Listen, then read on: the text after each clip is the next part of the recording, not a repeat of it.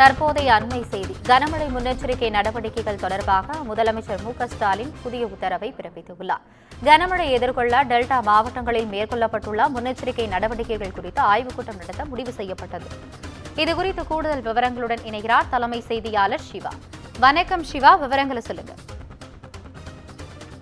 ஆனந்தி, கனமழை எச்சரிக்கை தொடர்பாக முதலமைச்சர் மு.க.ஸ்டாலின் தலைமையில ஒரு ஆலோசனை என்பது தலைமைச் செயலகத்தில் நடைபெற்றிருக்கிறது. குறிப்பாக இந்த ஆலோசனை கூட்டத்தில் மூத்த அமைச்சர்கள், துறை சார்ந்த உயர் அதிகாரிகள், கனமழை எச்சரிக்கை விடுக்கப்பட்டிருக்கக்கூடிய மாவட்டங்களான விழுப்புரம், நாகை, திருவாரூர், தஞ்சாவூர், மயிலாடுதுறை மற்றும் கடலூர் ஆகிய மாவட்டங்களை சார்ந்த மாவட்ட ஆட்சியர்கள் ஆகியோர் இந்த ஆலோசனை கூட்டத்தில் பங்கேற்றிருக்கிறார்கள். குறிப்பாக இந்த ஆலோசனை கூட்டத்தில் முதலமைச்சர் மு.க.ஸ்டாலின் பல்வேறு அறிவுரைகளையும் ஆலோசனைகளையும் வழங்கியிருக்கிறார். குறிப்பாக திருவாரூர், நாகை, மயிலாடுதுறை, கடலூர் ஆகிய மாவட்டங்கள்ல மாவட்ட நிர்வாகத்துடன் ஒருங்கிணைந்து ஆயத்த பணிகளை மேற்கொள்வதற்காக ஒவ்வொரு மாவட்டத்திற்கும் IAS அதிகாரிகள் நிலையிலான ஒரு மாவட்ட கண்காணிப்பு அலுவலர்கள் நியமிக்கப்பட்டிருப்பதாக தெரிவிக்கப்பட்டிருக்கிறது. இந்த கூட்டத்தில் முதலமைச்சர் தெரிவிக்கும் போது அதிக கனமழை எச்சரிக்கை வரப்பெற்றிருக்கக்கூடிய மாவட்டங்கள்ல கூடுதலாக கண்காணிப்பு பணிகளை மேற்கொள்ள வேண்டும் என்று தெரிவித்திருக்கிறார். அது மட்டுமல்லாமல் அந்த மாவட்டங்களில் எடுக்கப்பட்டிருக்கக்கூடிய நடவடிக்கைகள் என்ன என்பது தொடர்பாகவும், மாவட்டங்கள் போதுமான நிவாரண முகாம்கள் தயார் நிலையில் உள்ளதா என்றும், பாதிப்பிற்குள்ளாகக்கூடிய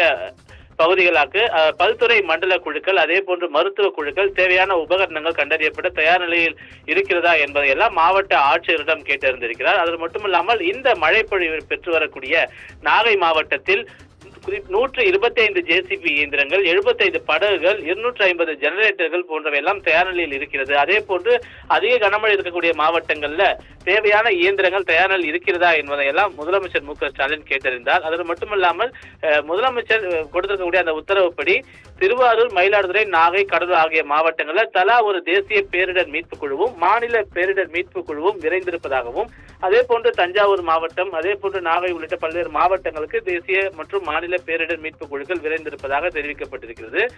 முதலமைச்சர் இந்த ஆய்வுக் கூட்டத்தில் தெரிவிக்கும் போது, இந்த கனமழையின் போது பொதுமக்களை தாழ்வான பகுதிகளிலிருந்து முன்கூட்டிய நிவாரண முகாம்களுக்கு அழைத்து வர வேண்டும், வெள்ள நீர் தேங்கக்கூடிய பயிர்கள் சேதமடையாமல் இருக்க தேவையான நடவடிக்கைகளை எடுக்க வேண்டும் என்றும், மின்சார வசதி தடையின்றி கிடைத்திட தேவையான நடவடிக்கை எடுக்க வேண்டும் என்று அலுவலர்களுக்கு உத்தரவு பிறப்பித்திருக்கிறார்.